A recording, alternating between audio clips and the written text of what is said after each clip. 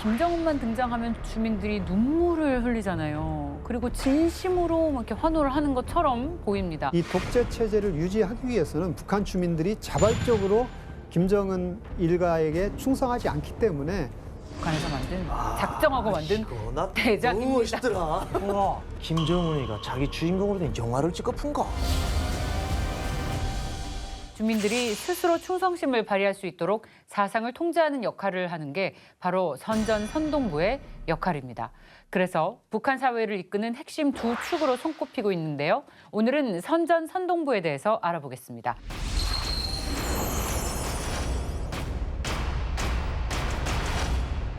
자, 박사님, 이 선전선동이라는 게 정확하게 어떤 의미입니까? 예, 선전선동은 북한 조선말 사전에 이렇게 정의되어 있습니다. 선전은 수령의 혁명과 사상이론 등을 체계적으로 해설해 줌으로써 널리 퍼뜨리고 알리는 것이다. 이렇게 돼 있고요.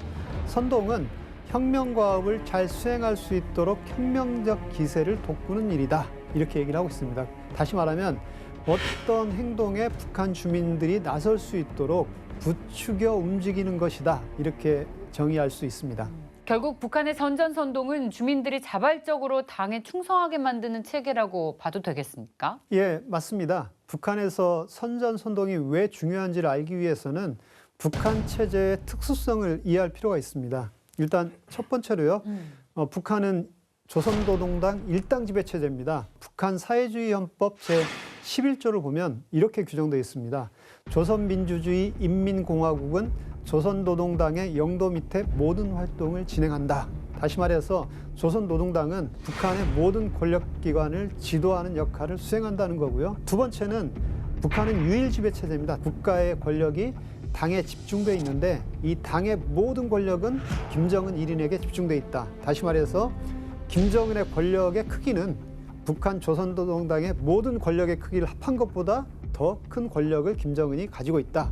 이렇게 돼 있고요. 북한은 1974년 당의 유일사당 체계 확립을 위한 10대 원칙을 발표해서 당시 수령이었던 김일성의 1인 지배체제를 구축했습니다. 그리고 이 10대 원칙은 북한 사회를 지배하는 실질적인 최고 상위의 법령이고 북한 헌법보다 상위에 있고 조선노동당 규약보다 상위에 있는 가장 중요한 법률의 형식을 띠고 있다고 볼 수 있습니다.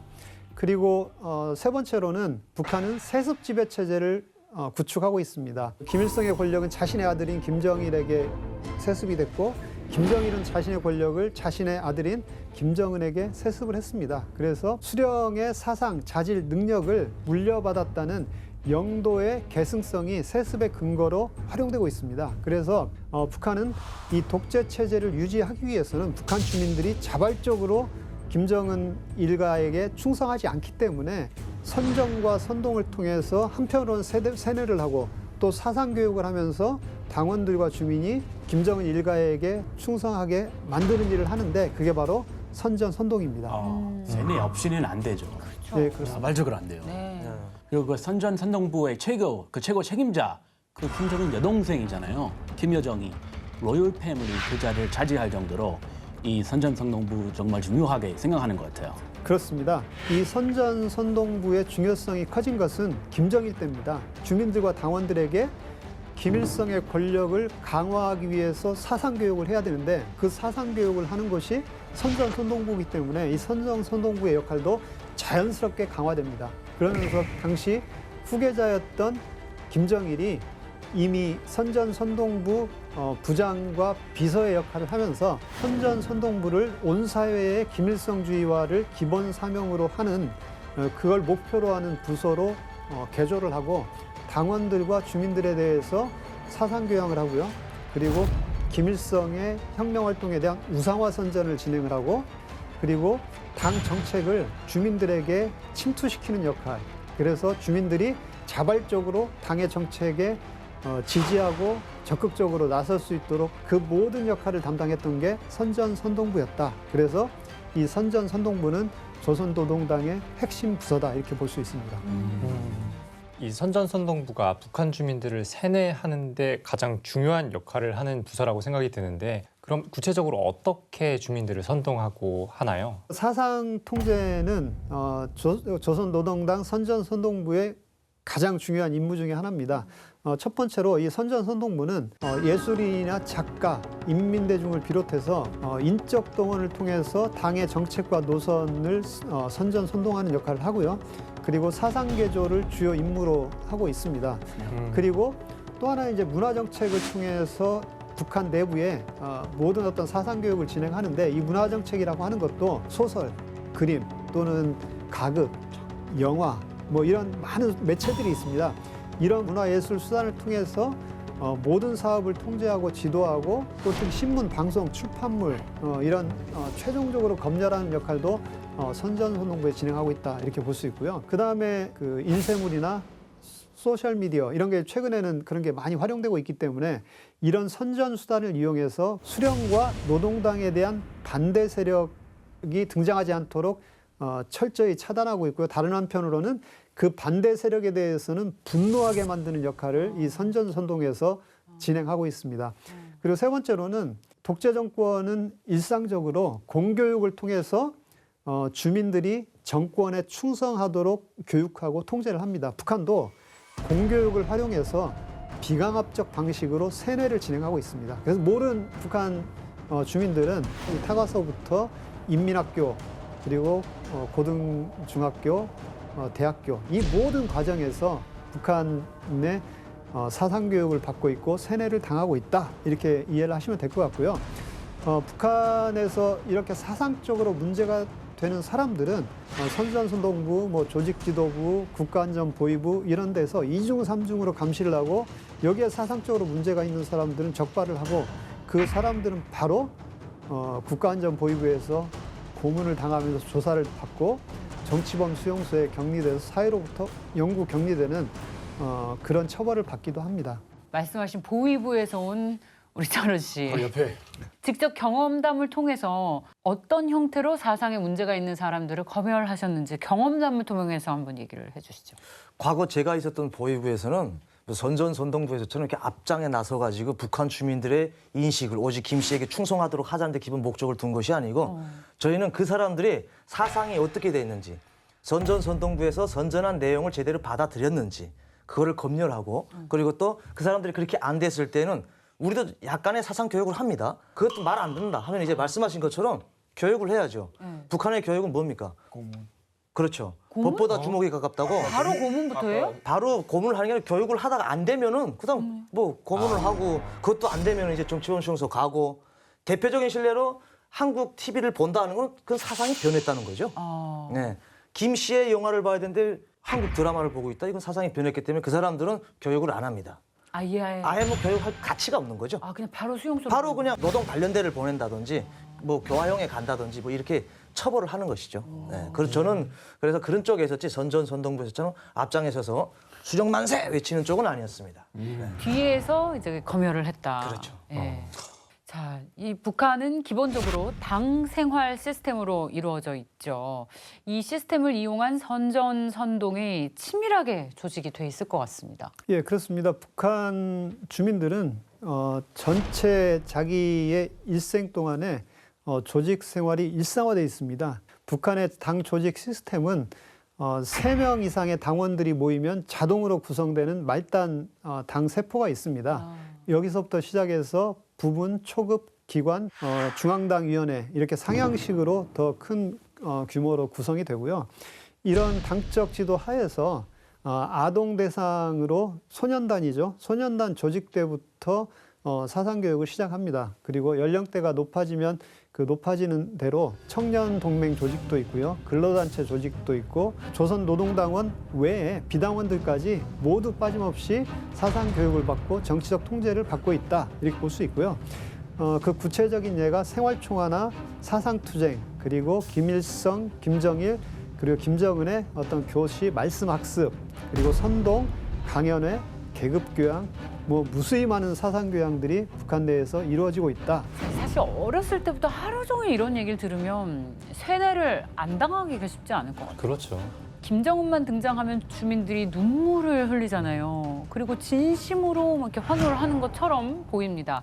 근데 이해가 정말 안 가다가도 이런 얘기를 듣다 보면 이런 체제라면 그런 모습이 진짜로 나올 수도 있겠다라는 생각이 드는데. 100% 아니다라고 말할 수는 없겠죠. 왜냐하면 뭐 실제 감동을 받아서 우는 사람들도 있을 테니까. 왜냐하면 그 사람들은 바깥 세계를 모르고 오직 그 사람만 있어야지 북한이 유지된다고 생각하는 사람들이 분명히 있을 거단 말이죠. 그렇기 때문에 울겠지만서도 근데 중요한 거는 여기서 이제 다 울잖아요. 옆에 계시는 분들도 울어 막 우는데 나 혼자 가만히 있잖아요. 그것 또한 멋쩍습니다. 멀쩡하죠. 네.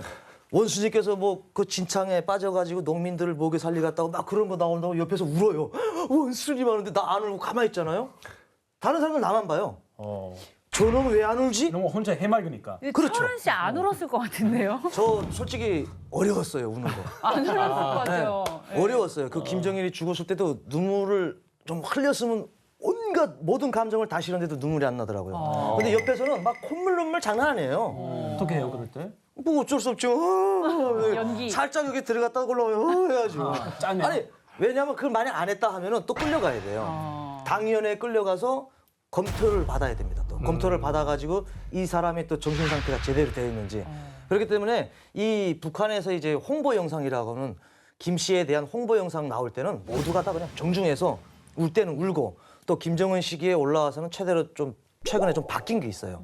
예전에는 뭐 대회라든지 이런 거에 대해서 그냥 경청만 했습니다. 다 당원들이 앉아가지고 조용해서. 김정은 시대에 들어와서는 또 똑같이 하라고 그래요. 대회 하는 것처럼 시청하는 모든 당원들은 똑같이. TV를 보면서 박수 치면 같이 쳐야 되고 일어나서 만세하면 같이 만세해야 되고 그것도 이상하더라고요. 저거 이상하네. TV 보면서 그런다는 것도. 오, 진짜요? 네, 조금 김정은 시대에 들어서 조금 그건 바뀌었습니다. 더 엄격해졌네요. 그러니까 더 충성심을 불러일으키는 거죠. 야, 이게 정권별로 이 차이가 있다는 것도 굉장히 흥미로운 얘기네요. 네, 맞습니다. 저는 그 심지어 학생들의 교육 과정에도 김부자의 우상화에 대한 내용이 들어가 있다고 들었습니다. 어떤 내용이죠, 박사님? 북한의 전반적인 12년제 의무 교육 강령을 보면요. 북한의 정치 사상 교육의 목표는 지도자에 대한 충성심을 배양하는 것이다라고 규정이 되어 있습니다. 그 얘기는 모든 북한의 학생들은 어릴 때부터 김일성, 김정일, 김정은에 대한 충성을 가질 수 있도록 학교 교육을 받아야 된다는 겁니다. 그리고 북한의 경우에 초등학교 시절에서부터 초급 중학교, 고등 중학교에 이르기까지 교과 과정에서 김일성의 어린 시절, 김일성 혁명 활동, 김일성 혁명 역사 이런 과목들이 정규 과목으로 채택돼 있습니다. 이러한 과목들을 통해서 김일성에 대한 신격화가 이루어졌고 이후에 김일성을 넘어서 김정일은 물론이고 김정은 3부작까지 신격화하는 역할을 하고 있습니다. 제가 그 혁명활동 교과서에 나온 내용을 조금 소개해드리겠습니다. 경애하는 김정은 원수님께서는 3살 때 총을 쏘았고 9세 때는 삼촌에 10발의 총탄을 쏘아 목표를 다 명중시키고 100% 통구멍을 냈다. 사격 선수들도 명중 사격과 속도 사격에서 원수님을 따르지 못한다. 3살 때부터 운전을 시작해 8살도 되기 전에 구비와 경사지가 많은 비포장 도로를 몰고 질주했다. 운전? 3살? 제대로 걸을 수 있나요? 무슨 초능력자들이에요? 아니 철현 씨 이런 교육 받고 믿었어요? 저는 이때가 이제 2007년도 때 겁니다. 아마 2007년도 때 이제 원산항 보위부에 있을 때인데 이제 학습회 강의 시간에 김대장 동지에 대한 이 혁명 역사, 어린 시절 이야기를 지금 해주는 거예요. 그래서 들으면서 저도 그때는 조금 반신반의했죠. 3살 때 어떻게 운전을 하지? 저도 차를 못 타본 건 아닌데 북한에서도 걷기도 힘들죠. 이게 핸들을 잡을 수 있나? 이런 생각은 조금 들었어요. 그래서 근데 거기서 그렇게 이야기했다간 저도 또 가야 되니까 듣고는 있었죠. 근데 저는 3살 총 쏘는 거 그리고 운전하는 거 3살 때는 다 거짓말 같았어요. 이건 반신반의가 아니고 말이 안 된다. 네, 나는 3살 때 기억 안 나거든요. 기억 안 나죠. 그럼 기억 안 나요, 솔직히. 그 사람은 뭐 사람이 아닌가요? 그건 믿을 수가 없는 거죠. 북한은 김정은 일가에 대한 무상화가 이것뿐만이 아닙니다.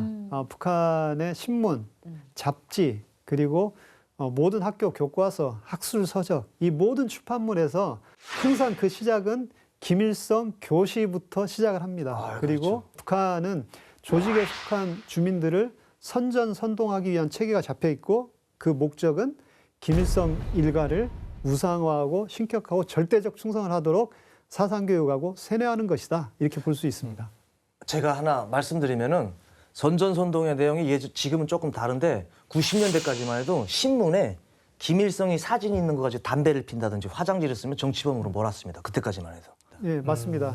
그 북한 정치범 수용소 출신 탈북자들을 인터뷰해 보면 실제 정치범 수용소에 70년대, 80년대 가장 많이 끌려간 것 중에 하나가 맞습니다. 노동신문에 김일성 사진이 있는데 그걸 오려내지 않고 밖에 내놨다가 정치범으로 몰려서 수용소에 끌려간 사람들이 부지기수입니다. 그리고 또 어떤 게 있냐면 북한 언론에 자주 보도되는 것 중에 하나가 홍수가 났는데 많은 사람들이 김일성, 김정일 그 방에 있는 초상화를 꺼내기 위해서 그걸 꺼내다가 휩쓸려 가서 물에 홍수에 빠져 죽었다. 뭐 이런 보도들이 심심치 않게 나옵니다.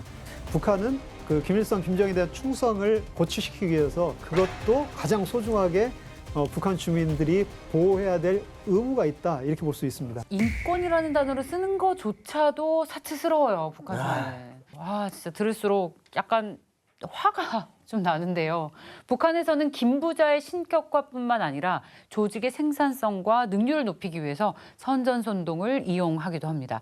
대표적인 게 현장 경제선동이 떠오르는데 어떤 내용이죠, 박사님? 북한은 기동예술선전대라는 게 있습니다. 이건 이제 경제선동을 목적으로 결성된 예술단체인데요. 이 기동예술선전대는 생산 현장 곳곳을 방문해서 북한 당국의 정치적 이념을 전달하고 선전하고 또 공장, 농장, 탄광에 이르기까지 북한의 선전선동 활동을 진행하고 있습니다. 그 목적은 북한 주민들에게 열심히 일해서 경제를 발전시키자 이런 식의 그 사상 고취 활동이다 이렇게 볼 수 있을 것 같습니다. 김정일이가 그런 말을 했죠. 좋은 노래, 좋은 영화, 좋은 가극 하나는 천만 심장을 움직일 수 있는 가장 중요한 무기라고 했어요. 그렇기 때문에 이제 북한에서는 보통 뭐 명절날이라든지 특히나 전투 때 북한은 무슨 전투를 이렇게 많이 하는지 모르겠는데 90일 전투, 120일 전투, 150일 전투 이런 기간들이 많습니다. 그럴 때는 거의 매일 해요. 이제 말씀하신 것처럼 기동선전대는 직접 나가서 현장에서 하는 거예요. 깃발 들고 흔들면서 노래 부르고 그리고 또 이야기하면서 막 흔드는 거 이제 기동선전대고 예술선전대는 명절 때마다 북한 주민들에게 노래나 그리고 또 이런 화술 같은 걸로 하는데 근데 처음에 저는 뭐 어쨌든 제 기억에는 처음 해봤을 때는 꽤 볼만했는데 그것도 매일 하잖아요. 질립니다. 매일 아침 나가는데 계속 해보세요. 우리 이완순이께서 하면서 깃발 계속 흔들어요. 그 재미있을까요? 듣기 싫을 것 같아요. 듣기 싫죠. 그래서 이것도 뭐 그렇게 큰 시너지 효과를 낼 때는 조금 지난 것 같은데 계속 하고 있어요. 예. 최근에는 이 선전선동이 화선식 선전선동이라는 개념까지 등장했습니다. 여기서 화선은 전투가 벌어지고 있는 최전방을 의미합니다. 그래서 선전선동이 곧 최전선에서 이루어지는 전투와 마찬가지다. 이런 생각을 반영하고 있는 게 화선식 선전선동입니다. 그래서 관련 사진을 하나 준비했는데요. 이 사진이 뭘까요?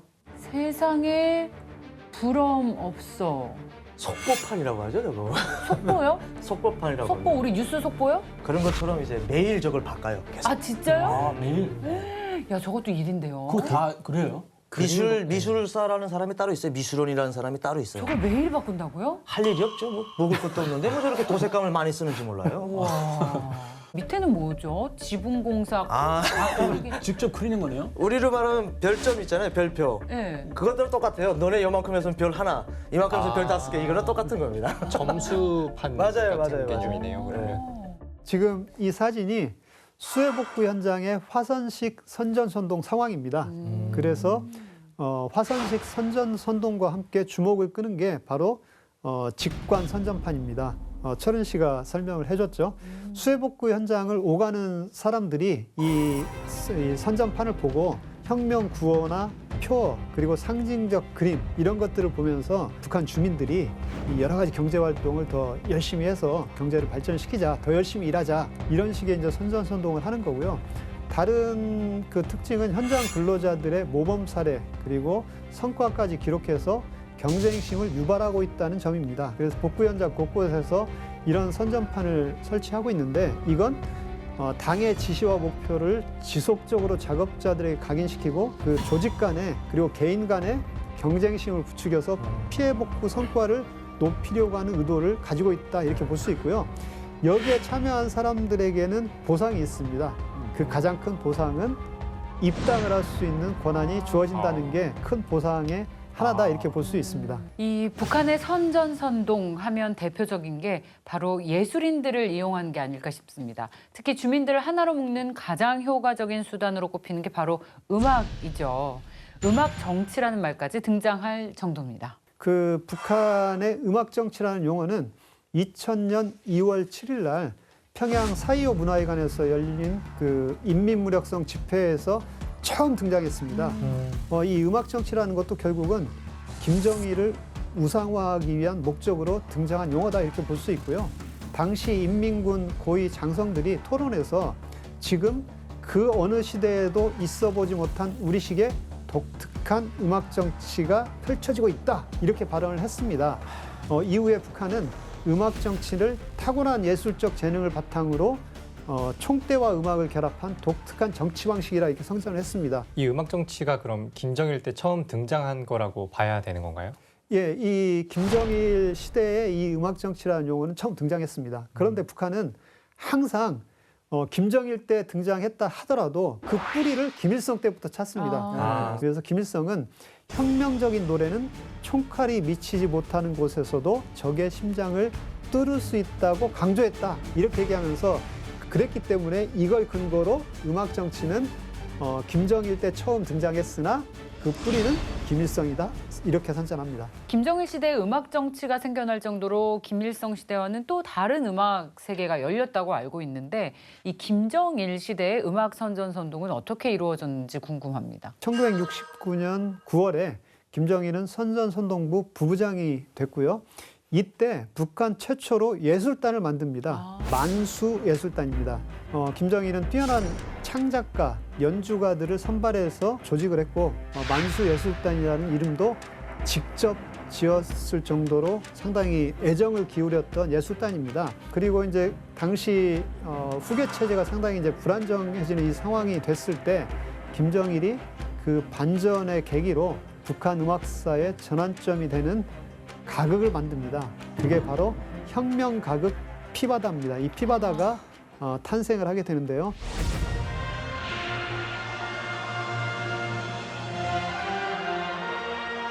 예, 이 피바다는 일제 강점기 때 일본군에게 남편을 잃은 최순녀라는 그 사람이 자식들을 항일투사로 키우고 또 본인도 항일투사가 되는 과정을 담고 있습니다.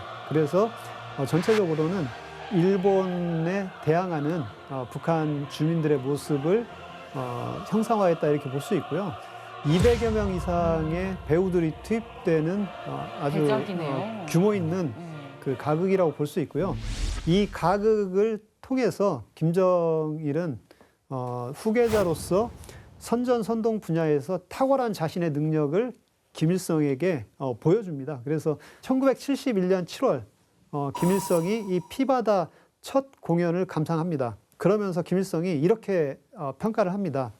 이 피바다 가극은 사상성과 예술성이 완벽하게 결합된 주체적이며 혁명적인 우리식의 가극을 창조했다. 이렇게 얘기하면서 매우 흡족해합니다. 이 얘기는 김일성이 자신의 후계자였던 김정일의 후계자로서의 능력을 인정해주는 그런 발언이기도 합니다. 그리고 김정일은 항일빨치산 김일성 동료들의 신뢰도 얻게 됩니다. 그래서 김일성과 항일빨치산 동료들의 입장에서는 김정일이 자신들의 후계자로서 자신들의 권력을 유지해 나가는데 가장 적임자다 이런 신임을 갖게 됐고요. 결국 이 문화예술이 권력 획득의 수단으로 활용됐다 이렇게 볼 수 있고요. 이후에 꽃파는 처녀, 당의 참된 딸을 비롯해서 5대 혁명 가극을 만들었고 이걸 북한에 내놓고 북한 당원들과 주민들을 의식화하고 사상교육하는 수단으로 활용했습니다. 북한 음악사에 큰 획을 그었고 북한 선전선동의 역사에 새로운 장을 김정일이 열었다 이렇게 볼 수 있겠습니다. 그 이후에도 김정일은 북한 음악사에 또 다른 변화를 불러왔다고 합니다. 북한이 세계적으로 전자음악 바람이 불었던 1980년대에 보천보 전자악단을 창단했습니다. 그러니까 북한도 그 속도는 느리지만 외부 세계의 어떤 변화나 이 음악의 어떤 변화의 바람을 일정하게는 수용을 합니다. 트렌드를 따라가려고 그렇습니다. 그 노력하네요. 트렌드를 수용해서 보다 효과적인 선전선동을 진행하기 위해서 좀 진화를 시킵니다. 네. 그래서 이 보천보 전자악단은 북한식 음악의 특징을 고수했고요. 다른 한편으로 전자음악 형식을 수용해서 악단 정치를 시작했습니다. 어젯밤에도 부르니 휘파람 휘파람 벌써 몇 달째 부르니 휘파람 휘파람 아, 휘파람. 전혜영인가? 아, 이건 저도 따라 부를 수 있을 것 같아요. 잘 알아요. 이거 대표적인 곡이죠. 익숙하죠. 네. 보천보 전자악단 노래는 비장한 혁명 가요나 우상화 노래 일색이었던 북한의 이전의 이 선전선동이나 음악과는 달리 좀 더 대중성을 겸비한 생활 가요를 만들었습니다. 그래서 이 생활 가요를 통해서 사상교육 효과를 극대화하기 위한 그 작업을 했습니다. 그래서 휘파람이나 반갑습니다나 이런 노래들이 바로 사상교육을 위한 노래였다 이렇게 볼 수 있습니다. 실제로 저희 아버지 어머니 세대에는 이 보천보 전자악단 노래가 그때 당시에는 뭐 진짜 핫했죠. 누구나 안 따라 부르는 사람이 없었죠. 예전에 나왔던 음악가 뭐 만수대 예술단에서 했던 뭐 하는 노래하고 좀 달리 조금 완전 좀 변해가지고 나왔으니까 엄청 많이 따라했어요. 제가 어릴 때도 보천보 전자악단 노래는 집에서 계속 울렸던 것 같습니다. TV에서도 잘 나오고 해가지고 저도 많이 따라했던 것 같은데 저희 부모님들께서도 좋아하시고. 너무 즐겨 부르시고 좋아했던 것 같습니다. 자, 이 김정일에 이어서 김정은도 북한의 음악 요소를 대담하게 바꿨다고 하는데 어떤 변화가 있었나요? 예, 김정은도 역시나 새로운 음악의 흐름을 만들어냅니다. 그러니까 북한의 독재자들, 김정일도 그렇고 김정은도 그렇고 이미 외부에서 유행하기 시작한 여러 가지 음악을 자신들의 통치 수단으로 활용하기 위해서 새로운 음악을 창조합니다. 그래서 김정은의 지시로 전격 창단된 게 모란봉 악단입니다. 2012년 7월 첫 공연을 시작했고요. 북한 내에서는 굉장히 파격적인 음악을 시작했다 이렇게 볼 수 있습니다. 그래서 키보드, 기타, 바이올린을 비롯해서 10명 정도 연주자 그리고 7명의 가수로 구성되어 있었습니다. 이 모란봉 악단이 북한 사회에 엄청난 충격을 가져왔다고 볼 수 있습니다. 왜냐하면 당시 모란봉 악단이 공연에서 파격적인 것들을 했는데요. 미국의 대표적인 상업 영화 로키 아시죠? 이 로키 주제곡을 모란봉 악단이 공연을 했습니다. 연주를 했습니다. 그리고 미키마우스를 비롯해서 월트 디즈니사의 애니메이션 캐릭터도 대거 등장해서 공연에 흥을 돋웠습니다. 이건 김정은이 외부에서 경험했던 그런 대중음악과 그 음악적 요소들을 북한대로 자신들의 체제를 선전하는 모란봉 악단이라는 형태로 흡수해서 새로운 우상화 활동을, 선전 활동을 벌이고 있다고 볼 수 있습니다.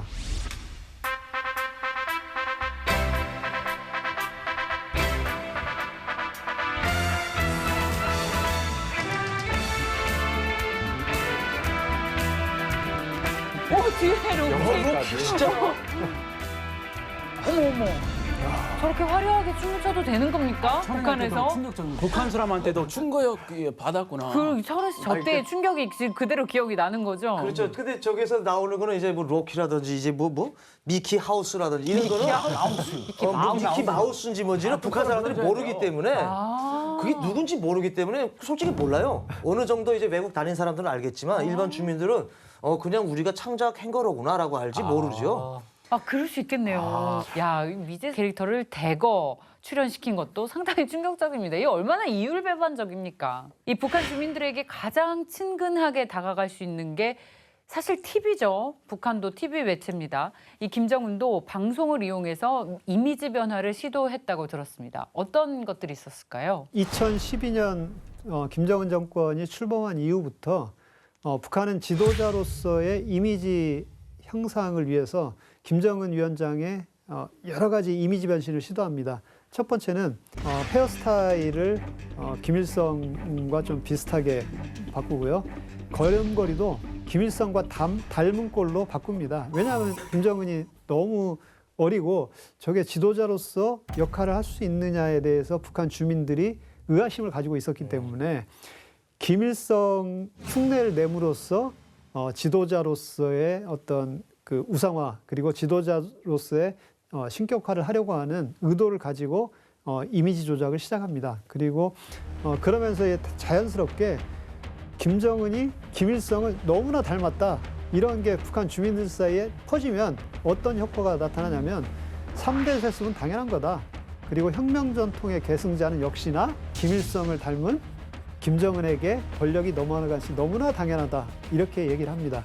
그리고 북한 주민들은 김일성에 대한 나름대로 좋은 기억을 가지고 있는 사람들이 있기 때문에 김정은도 김일성과 같이 정치를 잘하겠구나. 이런 식의 생각을 또 북한 주민들에게 교육을 시키려고 하는 목적이 있었습니다. 그래서 김정은은 짧은 기간에 자주 북한의 TV에 등장을 하면서 전략적으로 자신의 인지도를 높여가고 자신의 할아버지를 닮았다는 이런 이미지를 통해서 북한 주민들에게 자신의 존재를 부각시키기 시작합니다. 북한의 이른바 미디어를 이용한 정치가 여기서 끝나지 않습니다.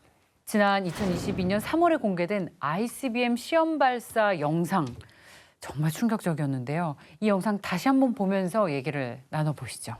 북한에서 만든 작정하고 만든 너무 대작입니다. 멋있더라. 와, 시계 왜 보는 거죠? 이거 그 발사 타이밍 보는 거죠? 3, 2, 1. 그래서 저 시계 브랜드가 뭐냐라는 얘기까지 막 나왔었잖아요. 굉장히 신경 써서 만들었어요. 주민, 주마우, 뭐 편집점도 많고 지금 난리 났습니다. 자렌 기법이 보통이 아니에요. 네. 무슨 할리우드 영화 보는 줄 알았어요. 네. 보통 자렌 기법 아니에요. 저거. 네. 카메라도 뭐 한두 대가 들어간 게 아닌 것 같고 콘티가 엄청 촘촘하게 짜여 있는 것 같아요, 보니까. 저는 저 한국에서 봤는데 그걸 보면서 무슨 생각이 드냐면 김정은이가 자기 주인공으로 된 영화를 찍어푼가? 진짜요? 네, 난 그런 생각이 들었거든요. 아니 무슨 그래도 지도자라고 하는 사람이 선글라스 끼고 뭐 이런 것도 나오는 거 보면서 아니 뭐 할리우드 액션 배우도 아니고 저게 뭐 하는 거야? 조금 값이 좀 없어 보이더라고요, 조금. 네. 지금 북한에서 오래 살았던 철은 씨 입장에서도 저런 형태의 선전선동 방식이 낯설다. 이건 더 이상 우리가 알던 북한이 아니구나라는 생각이 듭니다. 자, 이렇게 새로워진 북한의 선전 방식을 어떻게 받아들이면 좋을까요? 지금 북한의 선전 선동은 여러 가지 지금 SNS나 뭐 유튜브 이런 것까지 다 지금 활용을 하고 있고 방송이나 이런 데도 상당히 외국에 발전된 방송 기술과 기법을 다 받아들이고 있습니다. 그래서 북한이 변하지 않는 건 선전선동에서 변하지 않는 건 김일성, 김정일, 김정은에 대한 충성을 유도하기 위한 선전선동을 진행하고 있다. 그리고 이 선전선동은 김일성 일가의 권력 강화에 활용되는 중요한 수단이다라는 겁니다. 그런데 그 효과를 극대화하기 위해서 북한은 외국의 선진적인 방송 기법과 방송 매체와 수단을 모두 활용하고 있다. 이게 가장 중요한 포인트라고 생각합니다. 오늘 다양한 그림과 또 자료들을 통해서 북한의 선전선동 방식이 트렌드에 맞춰서 다양하게 변하려고 노력하고 있구나. 뭐 이런 생각을 하게 만들었습니다. 이철은 씨와 오경섭 박사님과 함께 북한의 조직 지도부 그리고 선전 선동부에 대해서 이야기를 나눠봤는데요. 철은 씨 덕분에 정말 생생한 얘기를 많이 들을 수 있었어요. 저도 오늘 여기 나와서 이야기하면서 뭐 영상들도 보고 이야기를 듣다 나니까 북한이 변하는 것은 세계적인 트렌드에 맞춰서 좀 방송의 형태가 좀 변하지만 변하지 않는 것은 북한 주민들에게 교육하자는 목적은 똑같다라는 것을 좀 새삼스럽게 알게 된 것 같습니다. 네. 박사님 오늘 어떠셨습니까? 중요한 것은 북한은 김정은의 독재를 유지하는 1인 독재를 위한 체제입니다.